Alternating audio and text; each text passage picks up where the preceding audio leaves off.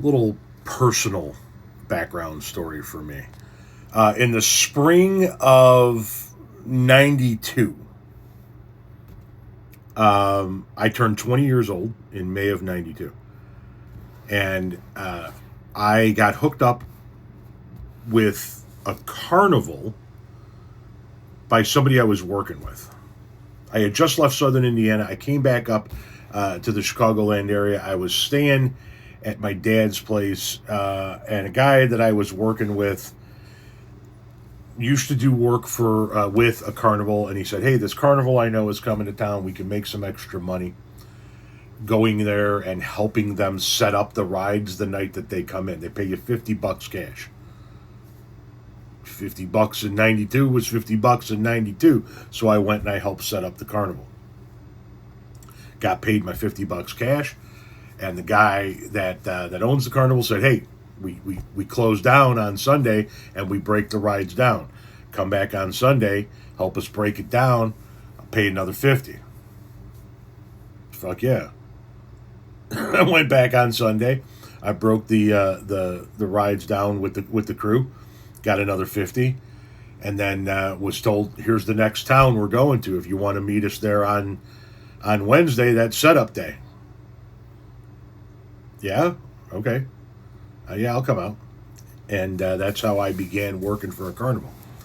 I just went and did that, and that was my job.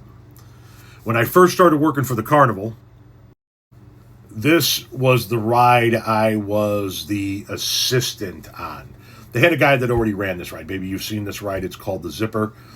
This entire arm spins around, and then these cars are on a cable that moves on the arm, and then they are on pivots that spin around. It's a fun time. And they put me with the guy running this ride to kind of learn. So I was an assistant, and I must have done well enough because after just a little while of being an assistant here, they gave me this ride. It's called the Force 10. I don't know if anybody has ever seen it before. But basically, this wheel that's spinning like this on this arm, this actually lowers, and the wheel sits, parallel with the earth. And these cars that are on these hooks, you see, they hang straight down, and your feet dangle, and then the wheel starts to spin, and the centrifugal force moves the cars out on the hinges at the end of these arms, and then this whole big arm comes up out of the ride, and eventually you're straight up and down doing that.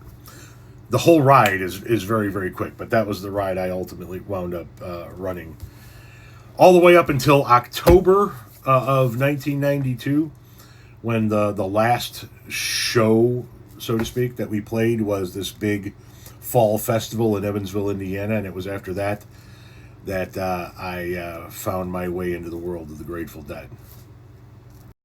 And you can read about all of that in my first book. I have 2 self-published books, but this one is called A Grateful Life, the life story of a husband, father, and taco-loving deadhead.